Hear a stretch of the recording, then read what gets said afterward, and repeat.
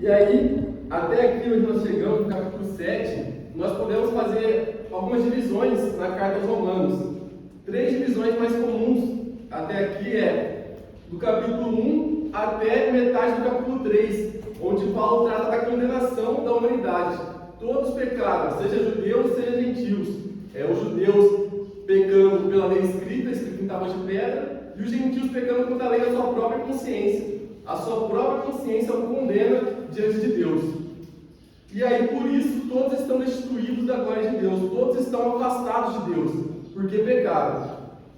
A segunda divisão se inicia sobre a justificação, do 3º capítulo da metade, ali por volta do versículo 20, até o final do capítulo 5, que aí Paulo trata que a justificação então ocorre por meio de Jesus Cristo, pela fé nele, e não por meio da obediência à lei, não por meio das obras da lei. Nós não conseguimos obedecer à lei a tal ponto que Deus tenha que nos dar a salvação, como um trabalhador que trabalha e é digno do seu salário. Ele não está recebendo de graça o seu salário, não, ele trabalhou para aquilo, ele merece aquele salário. Mas nós não, nós somos justificados pela lei e pela fé em Cristo Jesus. Nós não merecíamos, mas Ele nos concedeu pela graça. E agora, a terceira divisão que nós estamos abordando, que iniciamos no mês passado, que é o capítulo 6. Capítulo 6, a partir do 6 até o final do 7º e o 8º, Paulo está sobre a santificação. O cristão salvo deve ser santificado. E agora, nessa nova posição que Deus nos colocou, Deus nos separou do mundo, por um propósito, nós devemos agir como se estivéssemos nessa posição realmente, porque nós estamos. Cristo nos salvou. E aí então, agora no capítulo 7, Paulo vai continuar abordando essa questão da santificação. No capítulo 6 ele fez 2 analogias que a gente estudou em duas mensagens diferentes. A primeira analogia, na primeira metade do capítulo, ele fala: porque nós morremos para o pecado, estamos mortos, então não devemos mais obedecer ao pecado. E a segunda analogia que Paulo faz é que agora nós pertencemos a um novo padrão, nós estamos sob novas direções. Lembra da analogia que fizemos do novo estabelecimento? O estabelecimento nosso, o nosso corpo está sob nova direção, que é a direção do novo padrão, que é Deus.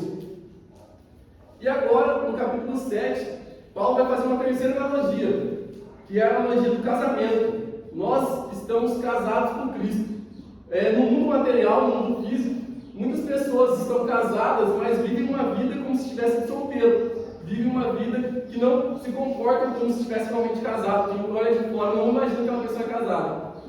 No mundo espiritual, não é muito diferente disso. Muitas pessoas firmam um compromisso com Cristo por meio do batismo, mas vivem como se não tivesse firmado esse compromisso. E aí, então, vamos abordar aqui nesse capítulo 7 o que Paulo trata sobre isso.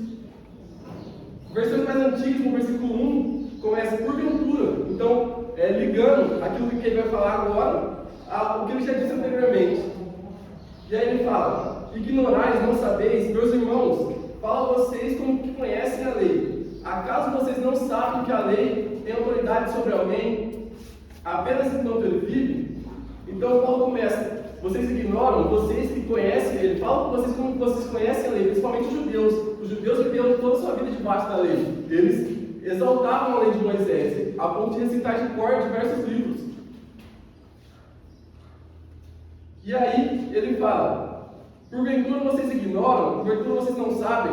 Essa expressão é muito comum naquilo que a gente já viu de Paulo. Paulo usou essa expressão, é a terceira vez que ele utiliza, do capítulo 6 ao capítulo 7. A primeira vez que ele utiliza no capítulo 6, versículo 3, ele fala: ou vocês não sabem, ou vocês ignoram, que todos que fomos batizados em Cristo Jesus, fomos batizados na sua morte. E no versículo 16 também do capítulo 6 ele fala: ou vocês não sabem que quando você se oferece a alguém como escravo obediente, são escravos daquele que obedece. Então, toda vez que Paulo utiliza esse ou vocês ignoram, ou vocês não sabem, é uma coisa que os seus leitores já sabiam, mas eles não seguiam, eles ignoravam. E aí, sempre que ele usa esse recurso, ele quer explorar uma ideia para que os cristãos se santifiquem ainda mais. Mais um motivo para eles se santificar. E aí, agora, qual que é o princípio que ele quer extrair aqui? Ou vocês ignoram que a lei tem autoridade sobre o homem apenas enquanto ele vive. Então, o princípio que Paulo quer que todos estejam claros é: a lei vai ter domínio sobre nós enquanto estivermos vivos. E aí, ele vai então, no versículo 2, dar um exemplo disso. Paulo podia dar diversos exemplos. Ele podia falar que uma pessoa, enquanto vive, paga imposto, mas depois de morto, não. Depois de morto, não tem que se preocupar em pagar o imposto. A pessoa, enquanto vive, trabalha para sustentar, mas depois de morto, não. A pessoa, enquanto vive, ela tem que pagar suas contas, mas depois de morto, tudo não importa mais. Mas, Paulo, ele prefere usar um exemplo que ele costuma já usar em diversas suas cartas, que é o exemplo do casamento. Então, ele fala aqui no versículo 2: pela lei, a mulher está casada, está ligada ao seu marido, enquanto ele estiver vivo. Mas se o marido morrer, ela estará livre da lei do casamento. Paulo, então, usa o exemplo do casamento. É muito comum ele usar. Na carta de Efésios, ele fala que o marido ama a sua esposa como Cristo amou a igreja. Então, a que ponto? A ponto de morrer por ela, ao ponto de se entregar por ela. E aí, Paulo continua da seguinte forma: por isso, se ele se casar com outro homem, se ela se casar com outro homem, enquanto seu marido ainda estiver vivo, será considerada adúltera. Mas se o marido morrer, ela estará livre daquela lei. E mesmo que venha se casar com outro homem, não será adúltera. Então, Paulo está ampliando a sua analogia de que a mulher casada está ligada com o marido, que ela não pode se relacionar com o outro, senão ela está cometendo adultério. E aí, a única exceção disso é quando um dos dois morre, que é quando o marido morre. E aí sim, ela pode se relacionar com o outro. Mas, Paulo estava pronto para aplicar a sua ideia. Então ele estava construindo todo um modo de pensar para os seus leitores. E aí, quando ele vai aplicar essa ideia, a aplicação não é o que a gente estava esperando. Então, o que Paulo estava esperando, acompanhando até aqui? Irmãos, nós era uma mulher noiva, recém-casada, que estávamos casados com um marido que era a lei. E a gente não pode se relacionar com outro homem enquanto estivermos casados com ele, ligados pela lei. Porém, quando ele ia aplicar isso, ele não fala assim: agora a lei morreu, e aí estamos livres para se relacionar com outro homem, que é Cristo. Quem morre, na analogia de Paulo no versículo 4, somos nós. Deus nos matou. Vamos ler o versículo 4. Assim, meus irmãos, vocês também morreram para a lei, por meio do corpo de Cristo, para pertencerem a outro, aquele que ressuscitou dos mortos, a fim de que venham a dar frutos para Deus. E aí, a nossa esperança era que Deus matasse a lei, mas nós cantamos praticamente todo domingo o Salmo de Davi, né? A lei do Senhor é perfeita e restaura a alma.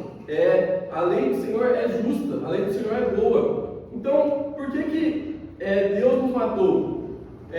Para entendermos isso, vamos fazer uma analogia de que nós realmente estamos casados. Vamos imaginar a gente como a mulher que se casou com um marido perfeito, um marido bom, um marido inflexível, um marido que tudo que ele faz com excelência. E o que ele espera de nós? Que nós façamos igual, sejamos perfeitos à sua altura. Só que nós não somos, nós falhamos, nós erramos com ele diariamente. E aí, o problema na nossa mente o problema do marido é como se nós estivéssemos casados com o Kaká, né? Saiu um meme recentemente que Kaká é o homem perfeito. Que aí perguntaram para a mulher dele, a antiga mulher dele, qual era o problema dele. Ela falou: não, ele não tinha problema, ele era bom demais. E aí, apesar da analogia, realmente, quando estávamos casados com a lei era perfeita, a lei do Senhor era santa. E nós falhamos com ela porque erramos ao nos agarrar no nosso desejo, no nosso egoísmo, em se preocupar com nós mesmos, nos idolatrar ao ponto de tirar Deus do nosso foco. E aí, então, continuando, Paulo diz, então, por que morremos? Por que Deus escolheu nos matar? Nos matou por meio do corpo de Cristo. Então, esse por meio do corpo de Cristo é uma referência lá do capítulo anterior, capítulo 6, do versículo 4, que ele fala: portanto, fomos sepultados com ele, Cristo, por meio do batismo. Por meio do batismo, por meio da nossa fé, que nos levou a crer em Cristo e nos movimentar até as águas do batismo, fomos implantados com Ele, fomos unidos com Ele em sua morte. E aí, ele continua. Por que nós morremos? Para pertencermos a outro. Quem? Aquele que ressuscitou dos mortos, a fim de que venhamos a dar fruto para Deus. Deus nos matou, nos tirou daquilo que estávamos debaixo, que era a lei, para pertencermos agora a Cristo, para darmos frutos a Ele. E aí, então, no versículo 5 ele fala: pois quando éramos controlados pela carne, as paixões pecaminosas despertadas pela lei atuavam em nosso corpo, de forma que dávamos frutos para a morte. Então, Paulo diz no versículo 5 que, por meio da lei, as paixões pecaminosas em nossos corpos eram realçadas. Mas esse não era o motivo da lei, não era o propósito porque ela foi entregue a nós. Então eu quero dar 3 sugestões de como que acontecer esse realce do nosso pecado. E a primeira sugestão é, quando eu digo a vocês, não pense no elefante rosa gigante aqui no meio da sala. Eu tenho certeza que na mente de vocês agora, vocês estão pensando no elefante rosa gigante aqui no meio da sala. Talvez vocês não pensaram disso por dias, por semanas, anos, ou talvez nunca pensaram nisso na vida de vocês aqui. Mas quando é dito o mandamento, é isso que vem à nossa mente. Outra sugestão é a proibição. Quando você fala assim, não entre por aquela porta. Quando a gente vai no shopping lá e fala, não entre, somente pessoas autorizadas. E aí, você fica pensando, nossa, o que será que tem atrás daquela porta? Por que será que eu não posso entrar lá? A curiosidade aflora você querendo saber o que tem lá dentro. E a terceira sugestão que eu quero trazer é a questão da rebeldia. Vocês chegaram numa casa nova, com uma criança pequena, como a Marcia com o Ravi, e aí as tomadas estão todas desencapadas. E aí vocês viram para ele e falam, não coloca o dedo na tomada. Talvez o Ravi nunca pensaria em colocar o dedo na tomada, mas por causa do mandamento, por causa da ordem da lei, a questão da rebeldia, de fazer a rebeldia contra a autoridade dos pais, o desejo vem a ele de colocar o dedo na tomada. Veja, se não houvesse autoridade, se não houvesse mandamento, não haveria rebeldia. Então, de certa forma, a gente pode falar que a autoridade realça a rebeldia. Se não houvesse autoridade, não existiria. Da mesma forma, não existe o pecado porque existe a lei. Porque o pecado é a transgressão da lei, né? Diz a primeira carta de João. E aí, então, quando Paulo diz aqui, o pecado realça as paixões pecaminosas no nosso corpo, a culpa não é do pecado, não, a lei, desculpa. A culpa não é da lei, a culpa está em nós. E aí no versículo 6 ele continua: mas agora, morrendo para aquilo que antes nos prendia, fomos libertos da lei para que sirvamos conforme um novo modo do Espírito, e não segundo a velha forma da lei escrita. Então, ele fala, mas agora, então, diferente de antes, nós estamos libertos. Nós já fomos essa pessoa que o pecado fluía em nossa carne. Agora, nós estamos libertos para viver em Cristo. Cristo nos libertou.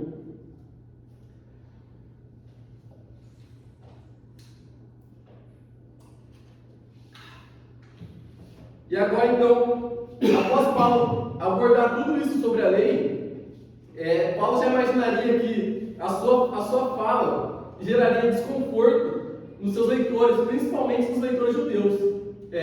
A gente vê em Atos 21, quando Paulo chega em Jerusalém, após levar as ofertas que ele estava reunindo com a igreja de Corinto, da Macedônia, Tiago fala para ele, né? Os judeus aqui, os nossos irmãos, não gostam daquilo que você fala que você prega contra a lei. A tal ponto que Paulo se submete a fazer uma oferta de sacrifício no templo, para que ele fique em paz com todos, né? Ele fala, visem de judeus para agradar os judeus. E aí, já prevendo esse desconforto que seus irmãos judeus em Roma teria, como já é costume, já é de praxe de Paulo, ele já antecede o argumento deles. Então, no versículo 7 ele diz, que diremos então? A lei é pecado? E aí ele mesmo responde, de maneira nenhuma. Até aqui, então, em toda a carta, Paulo utilizava o pronome, primeiro pronome plural e segundo, primeira pessoa do plural e segunda pessoa do plural. Ele sempre falou, nós corremos para o pecado, nós fomos libertos da lei. Ou ele queria dirigir diretamente aos leitores: vós não sabeis que quando morremos com Cristo, morremos por meio do morremos também para o pecado? Vós não sabeis que quando vocês oferecem seus corpos a alguém, vocês se tornam escravos daquele que oferece? Então, mas agora Paulo muda o foco. No versículo 7, então, Paulo começa a usar a primeira pessoa do singular. Ele começa a falar: eu não saberia o que é pecado, a não ser por meio da lei. E aqui há uma grande controvérsia no mundo teológico de quem que Paulo está tratando aqui, né? Parece até aquela pergunta do eunuco em Atos capítulo 8, quando ele está lendo Isaías, principalmente Isaías 53, né? E aí ele pergunta para Filipe: de quem que o profeta está falando? É dele mesmo ou de outra pessoa? E aqui nesse versículo é exatamente essa é a dúvida de muitas pessoas. De quem que Paulo está falando aqui? É dele mesmo ou de outra pessoa? Então, a maioria das opiniões, das visões, a gente consegue dividir em dois blocos. O primeiro bloco Paulo está tratando dele mesmo. E aí, a primeira opção Paulo está tratando do seu passado, de quando ele nasce até o aprendizado da lei e até a sua desobediência. E a segunda opção, Paulo está tratando do seu encontro com Estevão. Então, Paulo vivia, se encontrou com Estevão, tendo contato com o Evangelho de Cristo, e aí ele se deu conta do seu pecado. O segundo bloco, Paulo está tratando, fazendo uma referência a Adão. Ele está colocando como se ele mesmo fosse Adão. Adão foi criado, então a lei foi entregue a ele: não comerás da árvore do conhecimento do bem e do mal. E aí Adão desobedeceu.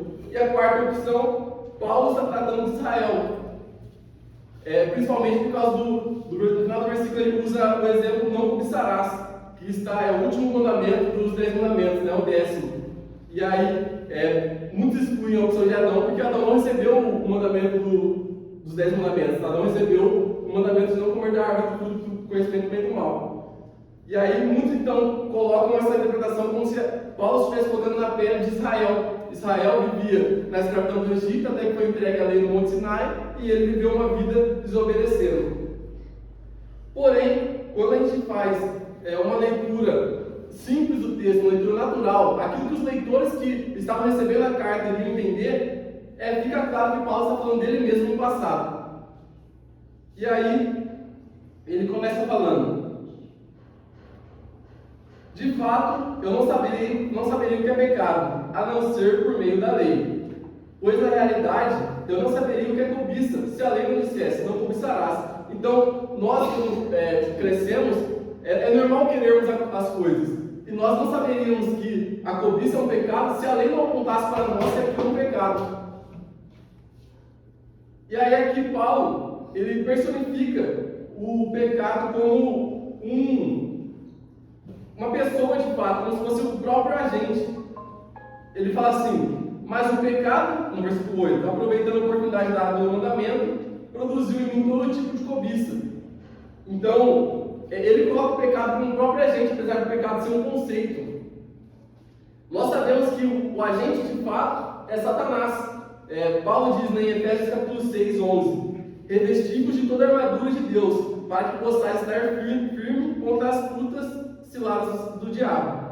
Em 1 Pedro capítulo 5, versículo 8, ele diz: sede sóbrios, vigiai, porque o diabo, vosso adversário, anda em derredor como um leão bramando, buscando a quem possa tragar. Então, o verdadeiro agente de fato, aquele que em Gênesis 3 influenciou o primeiro casal, foi Satanás. Mas Paulo coloca o pecado com a personificação aqui como agente para fazer um contraste com a lei, para dar mais foco nisso, nesse momento. E aí ele fala, no final do versículo 8: sem a lei, o pecado está morto. Isso aí fica claro quando a gente olha Adão e Eva. Adão e Eva foram criados, colocados no jardim, e até que ele recebesse a ordem, eles estavam vivos em Deus.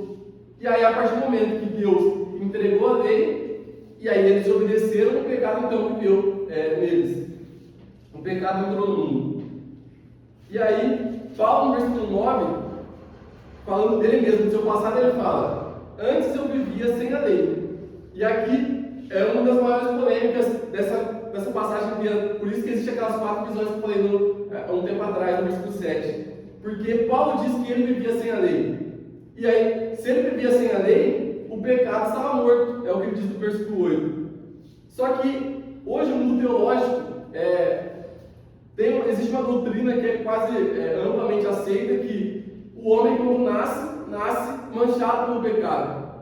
O homem, quando nasce morto em seus delitos, morto em seus pecados. Só que Paulo está deixando claro aqui. Houve um tempo que ele viveu sem a lei e ele vivia. E ele vivia para Deus. Quando que Paulo morreu? Ele continua aqui no versículo 9. Mas quando veio o mandamento, o pecado reviveu. E eu morri. Paulo só morreu, e essa morte aqui é a morte espiritual. Paulo claramente viu ao ponto de escrever a carta. Então qual é a morte que se trata? A morte espiritual, o afastamento dele com Deus. Então, a lei causou a morte dele, a lei que por ser entregue a ele fez que ele morresse, não. Ele continua no próximo versículo. Versículo 10. Descobri que o próprio mandamento, destinado a produzir vida, na verdade produziu morte. Então, a lei foi entregue para que produzisse vida. Deus entregou o mandamento a Adão e Eva falando: não comes da árvore do fruto do conhecimento do bem e do mal. Enquanto eles não comessem, eles estariam vivos com Deus, estariam juntos de Deus. Mas o mandamento produziu morte. Por quê? Continuando. Pois o pecado, aproveitando a oportunidade dada pelo mandamento, enganou-me e por meio do mandamento me matou. Então, o que realmente produziu a morte não foi o mandamento em si, foi a desobediência do homem, de não acatar o mandamento. O que realmente produziu a morte foi nós tirarmos Deus de sua posição e queremos nos colocarmos lá. Isso fica muito claro quando olhamos Adão e Eva. Adão e Eva foram criados, o mandamento foi dado e eles viviam com o mandamento. Quando que eles morreram? Quando eles foram afastados de Deus? Quando eles obedeceram, quando a serpente, o diabo, foi lá e tentou, fez a primeira tentação e eles caíram. E aí, então, tudo que Paulo colocou aqui, num tempo eu vivia sem a lei. Paulo nasceu sem entendimento nenhum. Depois sobreveio o mandamento. E aí o mandamento aqui, muitos já colocam o tempo em questão quando os judeus completavam por cerca de 13 anos, que ele fazia o bar mitzvah. E aí ele começava os seus ensinos escolares, né? Mas não necessariamente. O importante o sobreveio o mandamento quando Paulo criou uma maturidade moral, uma maturidade que ele compreendia o que ele fazia, e então ele podia se responsabilizar por aquilo que ele fazia. E aí o propósito desse mandamento que Deus deu, Paulo está citando principalmente a lei de Moisés, mas não exclusivamente. Então a nossa lei, a lei que é da nossa consciência, quando não conhecíamos a lei de Deus, a lei escrita, também estava em realce. A lei era para nos trazer vida. Porém, quando fomos enganados pelo pecado, ela produziu morte. E aí o resultado foi o afastamento de Deus. E aí o que podemos concluir então, concluindo a mensagem, Paulo conclui: de fato a lei é santa, e o mandamento é santo, justo e bom. Então, de fato, a lei de Deus é boa, porque foi dado por aquele que é a bondade. De fato, a lei é santa, porque foi dado por aquele que é o santo dos santos. De fato, a lei é justa, porque foi dado pelo verdadeiro juiz. O problema não era a lei, o problema era o pecado que estava em mim. O problema foi eu não obedecer a lei.